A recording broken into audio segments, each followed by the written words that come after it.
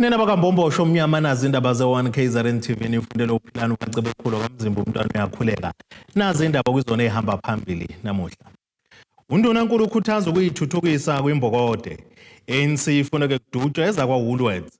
Kanti wezokuthutha uqopha umlando uqasha inqwaba. Njengoba umhlaba wonke ubungaze usuku labesifazane baseyindaweni engisemakhaya, Undunankulu esifundazwe saKwaZulu-Natal uMusa Dube-Ncube uhambele kumphakathi waKwanongoma eManqeleni enyakatho nelikaMthaniya ngenhloso yokuhlanganisa imbokode kubicobelelane ngolwazi ekutheni ingazithuthukisa kanjani eyindaweni engisemakhaya. Dube-Ncube uthi ihlalankosi njengoba lifukanyelwe ngoNdlunkulu kusemqoka kakhulu ukuthi abantu besifazane bakhona banakekeleke ukuze ke kuthuthuke ihlalankosi. Ihlamule ngeinsiza ezihlukene imbokode yaKwanongoma enyakatho nelikaMthaniya ngenkathi Undunankulu wesifundazwe noMusa Dube-Ncube ehambele kule ndawo ngenhloso yokubungaza usuku lwabesifazane basezindaweni zasemakhaya olubungazwa umhlaba wonke. Undunankulu uthi ke ukhetha uNongoma ngemuva kokubona ukuzikhandla kwembokode yakule ndawo kanjalo nokubaluleka kwawo njengehlalankosi. Into yenza ukuthi size lapha kwaNongoma ukuthi sibone umsebenzi omuhle wenziwa ngomama bakaNongoma basemakhaya banamasimo amakhulu odeda ngendlale. Ngenyanga besize la sizokwenza usuku masakhe savakashela ingade eziningi zomama abaningi futhi basebekhuluma basicela ukuthi abanalo ucingo lokubuyela ingadi, abanazo imbewu, abanazo into zokuchelela, abanye bacela o generator bokuthatha amanzi emfuleni bachelele. So siziletheke lezo zinto. Okubalekile okunye okuhle ukuthi silapha endaweni kusehlalankosi lapha siye sakhuleka ke esilweni kundlula mithi yamakhosi sakhuleka kubona bonke nje ubuholi nendlunkulu yonke.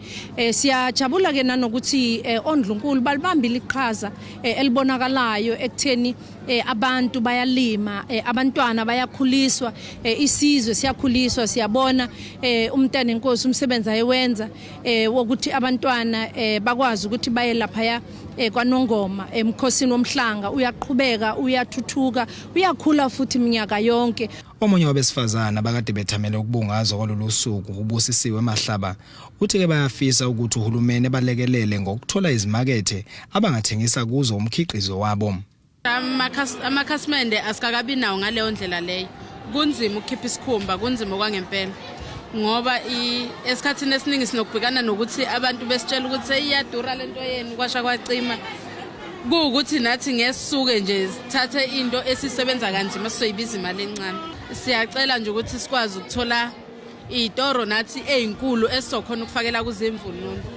Esizokhona ukuqashisela abantu abaphezulu because siyaqashisa nokuqashisa. Kanti ke lowo ukhulumela umkhandlo kwamandlakazi nokuyilapho bekusingethwe khona lomcimbi umntwana uSibusiso Zulu unxuse uhulumeni ukuthi ke uvuselele imakethe engenkulukazi kwaNongoma eyaziwa ngeMona Market njengoba ke yisise esimeni esingagculisi. Kanti ke sekuvela nokuthi sekwaye kwaba nezigameko zokuhlasela komama abahweba kule makethe ngenxa yesimo ekuso. Isimo saseMona kufanele kulingiswe iMona lapha ngoba iMona indlela ehlele ngayo akuhle kahle hle ngoba abantu abaningi bonke indawo zonke basuke beseMona kodwa uyabona ngoba ezikhathini ezidluleyo kwaba khona abantu abanukubeziwe lapha ngakho iyadinga ukuthi inakekelwe ilungiswe ibiwe kahle nezindlu zokuhlala zibe izindlu zokuhlala abantu ngoba bahlala lapha nje emqashweni awazi bendlela nje izinto ongazazi kahle phansi okufanele babe khona ukuthi mhlawumbe bakubona ukuthi kwenzeka kanjani lokho ukuze abantu bathole into eziclean nayo yonke into ngoba indawo ikhona kodwa ayihlelekile kahle. Ezindabeni ze-1KZNTV kube komqondisi Myeni ngiseManqeleni kwaNongoma. Unobhala weqembu le-ANC KwaZulu-Natal ubheka imtolo uthi banxusa abantu bakulela seNingizimu Afrika ukuthi baduba ukuthenga kwezitolo zakwa-Woolworths ukubonakalisa ukweseka izwe lasePalestina njengoba libhekene nokuhlaselwa ngela kwa-Israel. Umtolo usho lokhu kwisithangamini abezindaba besibanjelwe eThekwini KwaZulu-Natal ukuzocacisa ngenhlelo zemashi yabo ezokuba ngoLwesine ekhombisa ukweseka izwe lasePalestina.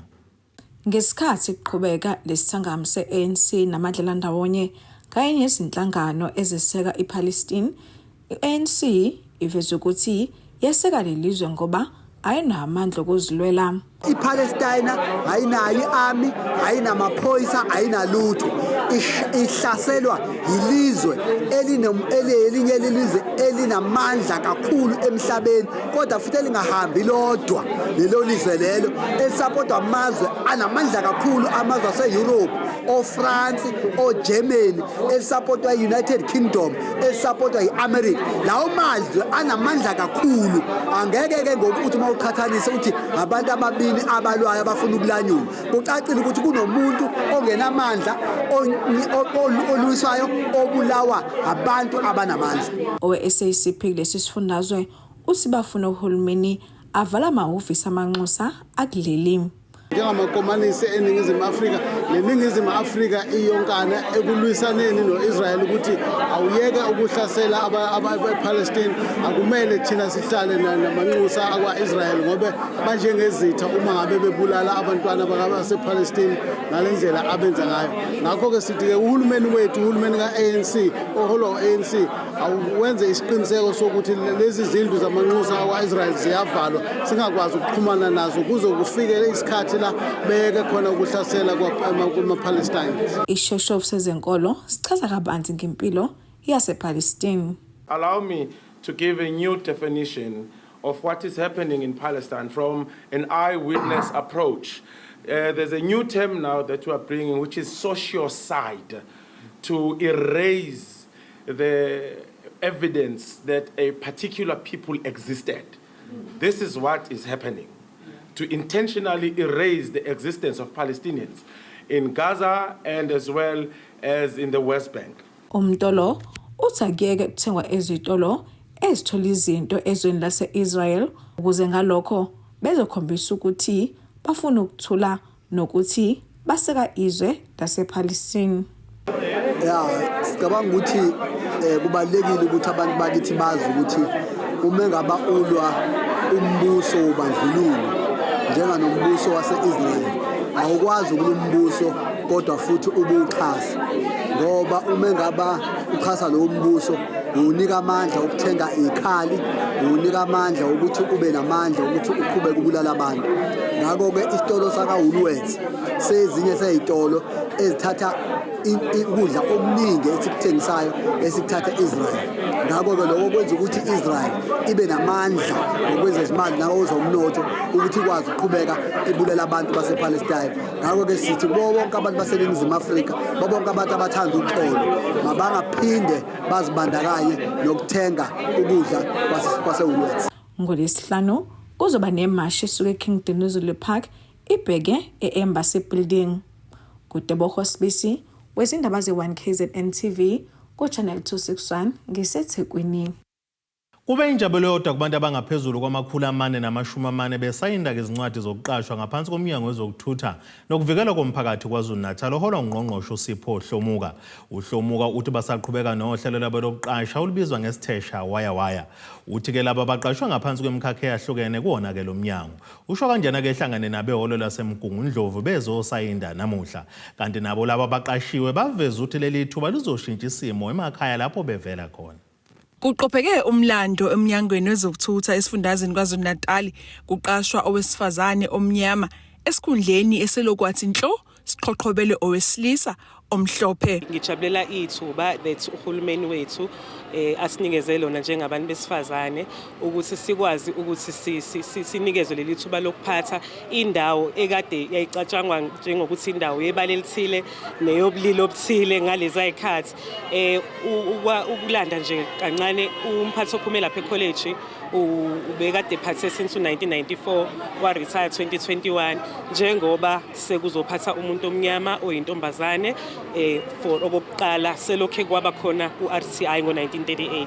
Ezinye izisebenzi ezamukele izincwadi zazo zokuqasha kungqongqoshe zokuthutha nokuvikela komphakathi KwaZulu-Natal uSipho Hlomuka zithi ithuba eliyingqayizivele leli. Ekusho likhulu siswami, it's been so about 9 years umuntu esebenzela lo mnyango save impilo zabantu, so kusho likhulu samonga uNkulunkulu and sayibonga ne-department ukuthi acknowledge ngalesikhathi. Qashwe njengewe nge-road worker 8 yes, bengi-EPWP anda khona umshwathi ngaphansi kwa transport. Ithuba nje siyadinga somphakathi ehlelekile futhi ngithole ngibona ukuthi wonke umuntu ugculisekile. Ngisuka ku-EP ngike ngahlala u2 years wonke ngizama uapply but ngonyaka ophelile ngiapplyile ngakhona ukuthi ngithatheke manje ngijabule kakhulu. uHlomuka uthi basaqhubeka nohlelo lwabo olubizwa ngokuthi Sithesha Waya kanti uphinde wakucacisa eyokuqashwa ngeminyaka.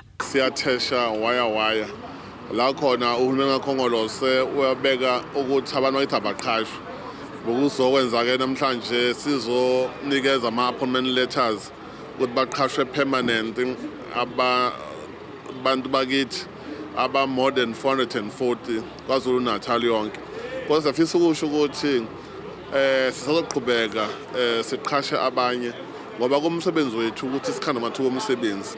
Nalo ngalithola umsebenzi rest assured ukuthi will create a conducive environment ukuthi bakwazi ukuthi baqhasheke si-engage nama-private sector futhi ukuthi bakwazi ukuthi baqhashane bakithi.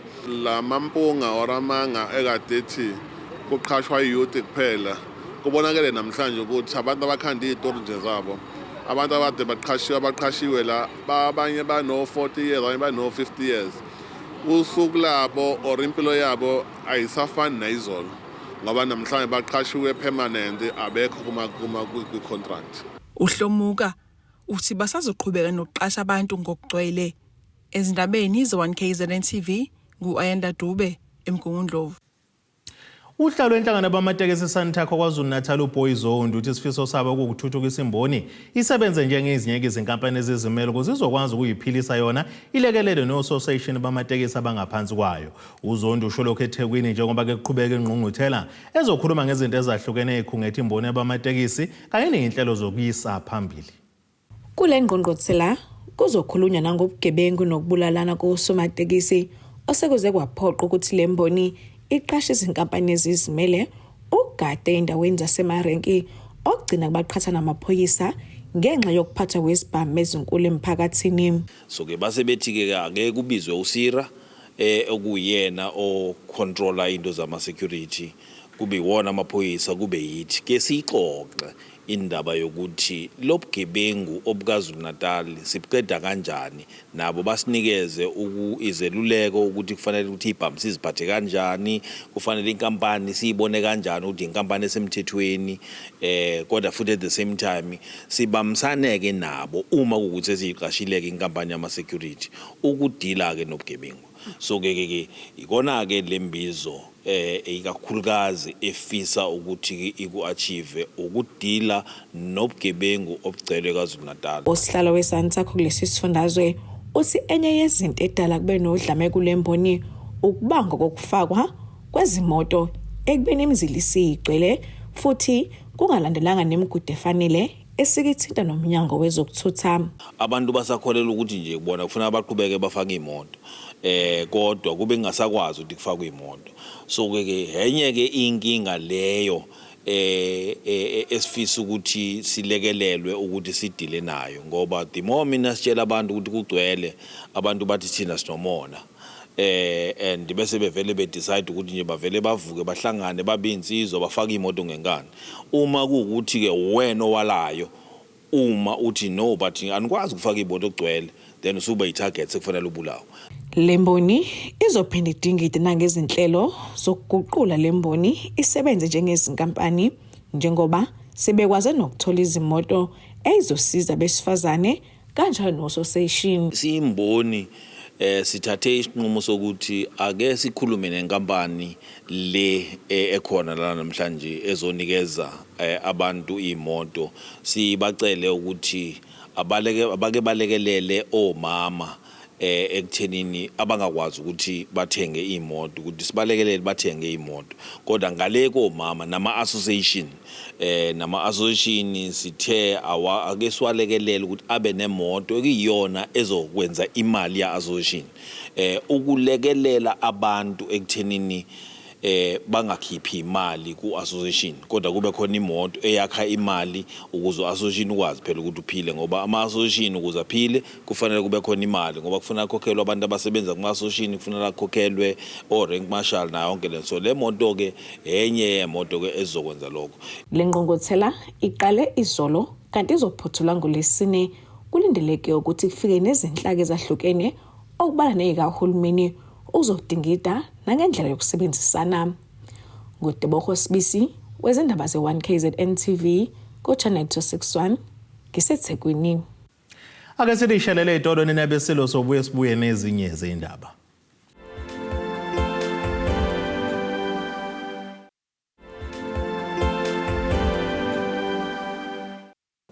Asibonge siphinde sinamukele nisabukele zona indaba ze-1KZNTV nazo kwizona ehamba phambili namuhla. Undunankulu ukhuthaza ukuyithuthukisa kwimbokode. ANC ifuna ke kudutshwa ezakwa Woolworths kanti wezokuthutha uqopha umlando uqasha inqwaba. Usaletengwana umndeni wakwaNgongoma emalangeni kwa-9 esigodini sasemaqonqo ngaphansi komasipala uMdoni ogwina seningizimu nesifundazwe saKwaZulu Natal ngemuva kokuthi udilekelwe yindlu obuhlala kuyona ngenxa yemvula ebidliva ngempela sonto. Ilungu lomndeni noSihle Ngongoma uthi akukho umuntu osebenza kuleli khaya ucela noma ubani kongaba namandla abalekelele ukuze bekwazi ukuthola indawo yokufihla ikhanda esesimeni. Ngenhlanhla kakulimala ngamuntu ngesikhathi kubhidli kudonga lendlu lomndeni wakwaNgongoma ngenxa yemvula yangempela sonto. uNosihle nabantwana bakhe abathathu bebesendlini ke ngesikhathi indlu iwa bengaphakathi njengoba kuzibonela lendlu yakhiwe ke ngodaka ayiqinile ukuthi ingemelana nesimo sezulu esingesihle. Indlu leyile eyami ngangizakhele yona ngodaka. Shuthi igqilazwe imvula njoba iziyawa njoba ikuwa kwayizi yasikeka phansi iqhephuke phansi nje udonga lawa lonke. Iwe ngesonto emva kwemvula yaba nje ngesonto ekseni silele ngaphakathi ngenhlanhla ke iyawela ngaphandle. Udonga lawela ngaphandle kwangalimali umuntu saphuma sonke si right. Phela ukuthi wileke into engeke isalungiseka. Lo mndeni uziphilisa ngemali lesibonelelo sikahulumeni akekho kusebenzayo kuleli khaya. Akukho umuntu osebenzayo ngale kokuthi ngibambele itoho nje ngaleso sikhathi siphila ngeqolo lezingane kuphela. Usizo ngalijabulela kuloko nje unombani uzofisa ukusiza ngayo kwazosiza ngako konke kwamukelekile.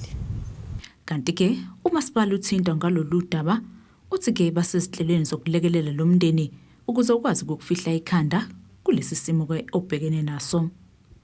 Umasipala utholile umbiko mayelana nomndeni odilikelwe yindlu endaweni yasemalangeni ubese uthumela ilunga lawo lesigungu esiphezulu ukhansela uPhila Thabethe ukuthi akahambe ayobheka ukuthi umasipala ungangenelela kanjani ukusiza lo mndeni lona odilikelwe yindlu ngenkathi kade kunezimvula ezinkulu ezidale umonakalo kakhulu endaweni eziningi. Umasipala ke uthe sofika khona ubese uthumela ke abasebenzi bethu abasebenza ngaphansi kwehhovisi lezinhlekelele phecelezi i-disaster management unit ukuthi bayakwazi ukuthi bayohlola ke nabo babone ukuthi umasipala ungangenelela kanjani. Ubese ubuya ke umbiko oshoyo ukuthi ke indlu yalomndeni idilikile ngakho ke badinga ukuthi bathole indlu la bezokwazi ukukhosela khona kwesikhashana ngenkathi kusenziwa izinhlelo zokuthi mabasizakale. Umasipala ke kube sowabhala ke incwadi wayisa khona eminyangweni wezokuhlalisa kwabantu uDepartment of Human Settlements waphindwa wayisa futhi incwadi kuCOGTA ukuze bakwazi nabo ukuthi bangenelele ukuthi bakwazi ukuthi basize ukuthi usizo eluya kulomndeni ukuthi lusheshe ukuze bakwazi ukuthi babuyele empilweni yabo abayijwayele ukuthi bahlale endlini safe indlu abazokwazi ukuthi bathokomale khona njengomndeni. So umasipala ke siyasho ukuthi siyalwazi lolu daba siphezulu kwalo siyasebenza ukuze lo mndeni ukwazi ukuthi mawusizakale. Ubuholo besizwe sakasokhulu ngase-Richards Bay enyakatho KwaZulu Natal buthi ikhanselela kule ndawo ku-Ward 1 ngaphansi komasipala uMfolozi ngokubuyisa umqhudelwano webhola kanobhutshuzwayo wakudala owawusungulwe ubukhosi besizwe sakasokhulu. Lo mqhudelwano ubungempela sonto ubonakala unesasasa njengoba intsha ibiphume ngothi lwayo ukuzoba ke ingxenye yawo. Intsha yakhele isizwe sakasokhulu ibonakala iphume komningi bayo ukuzoba ingxenye yomqhudelwano webhola likanobhutshuzwayo obanjwa minyaka yonke kule ndawo. Enye yezinduna zomkhandlu ikushayela ihlombe ukuba khona kwalemidlalo kwazise intsha angeke ibe uvanzi igcine ingena ebugebengweni. Sibonge kakhulu esikubonayo kwenzeka einganeni zethu ezisencane esinethemba lokuthi zizohlukana nokugebengu nezidakamizwa. Sibonge ikhansela lokugqugquzela intsha ukuthi idlale ibhola. Sibona izingane zinesasa selikhulu ukuthi ziyafisa ukuthi iqhubekele phambili zibe ngabanye abadlali abaphezulu esezingeni eliphezulu.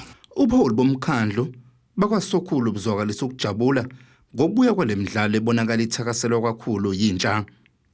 Kanti ikhansela kule ndawo lizwakalisa ukubonga kumkhandlu ngokwesekwa ukuthi likwazi ukusingatha lo mqhudelwano ngempumelelo. Inkosi ethanda kakhulu ezemidlalo nayo iye yakujabulela ukuze ukuthi kubuya indebe eyayiqalwe uyise wayo osewakhothama.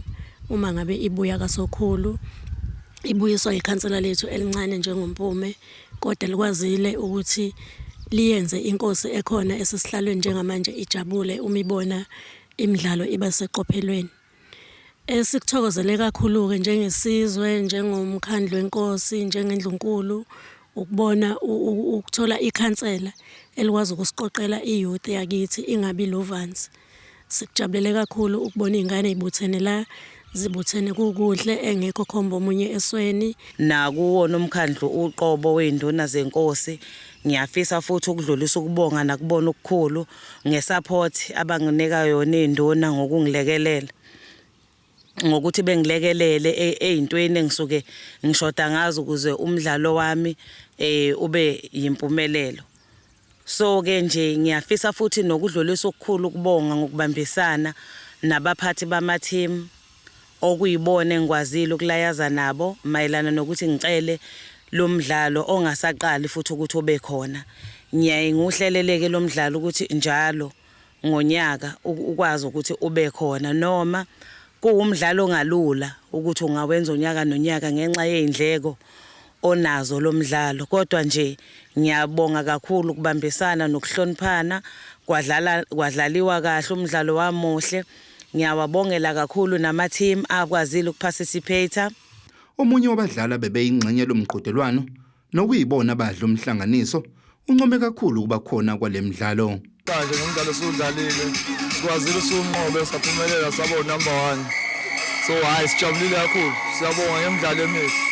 Lemidlalo kulindele ukuthi iqhubeke nangonyaka ozayo kanti iphinde ibe nezinye izihlobo zezemidlalo.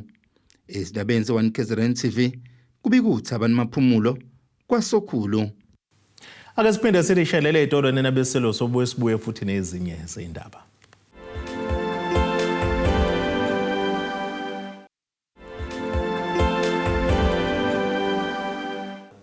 Asibonge siphinde sinamukelene nabendloveni amandla kwindaba zethu ze-1KZNTV nazo kuyizona ezihamba phambili namuhla. Undunankulu ukhuthaza ukuyithuthukisa kwimbokode. ANC ifuna ke kudutshwa ezakwa-Woolworths kanti wezokuthutha uqopha umlando uqasha inqwaba. Ake sibheke engosini yezomnotho.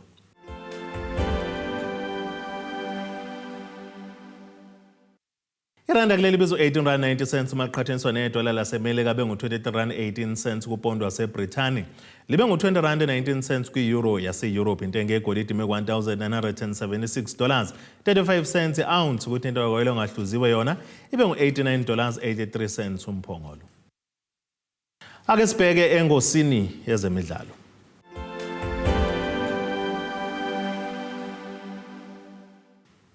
Abalandeli beKaizer Chiefs bathi bikade sibame emphinjeni indaba yemphumela leli qembu ezandleni zikaMlofenseki, ingakho nje bethi liphume nobomu njengoba esekho nje indlela lomqeqeshi eNaturena.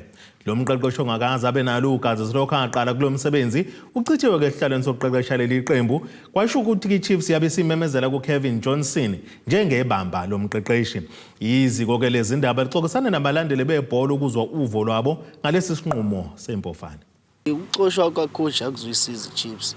iChiefs kahle kahle idinga abadlali. Ayithenga abadlali izoba right.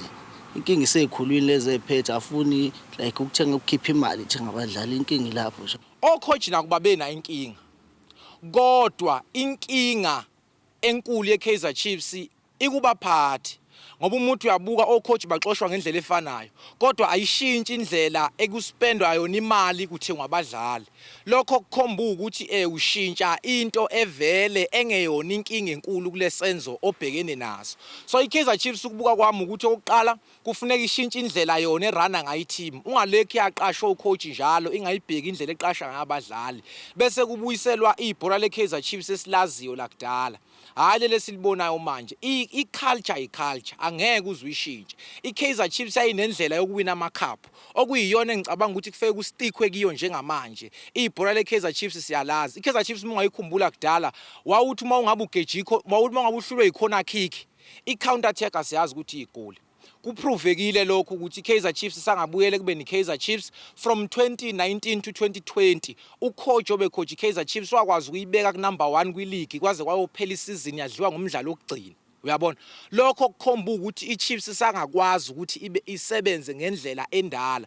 kodwa lo coach akanikwanga ithuba uma nje ibhola lethu kungake kulungiswa indaba yama agent asefika libulala ibhola sikhumbula kudala thina kusagijima inkunzi oKaizer Mtawu oshintsha guluvu gijima oEfrem Jomoson lali mnandi gijima oShafuna Mkopane lali mnandi ibhola lesikhathi ngoba abantu kwangekho mali enkulu efakele ama agent enza ukuthi manje icombination ingahlangani ngenxa ukuthi uyokuzana iagent decide ukuthi ikudlale bani ungabe kusenza ucoach akuhlanganisa abadlali bakhe kuye ngokuthi uSubanibani ufakwe manini ke nayo nje into ebulala ibhola esengizela bulala ibhola leChiefs lesi ikhonzile aphathi beChiefs mhlawumbe bengalalela amazwi ashiwo ngabalandeli bethengela abadlali futhi abafunwa ngabalandeli isikhathi esiningi ngoba siyabona nasenkundleni zokuxhumana kunabadlali ukuthi bayashisa kuleyo league siyabaposta le emagroupini noma bengawadlalela ama teammates ngezizathu sokuthi siyabafuna bedlalele ilokho mhlawumbe ungagcina kusiza i-team ngoba manje le ndaba ukuthi iqhamuka abadlali ukuthi asibazi futhi bengawasebenzela ama team noma ngeke ngibasho ngoba mhlawumbe kuzothiwa hayi ngoba kubona abala kodwa ilokho kungasiza njengabalandeli noma singena sizobabuka sibuka vele abadlali ebesibafuna bedlalela ake sibheke naso isimo sezulu esingalindeleka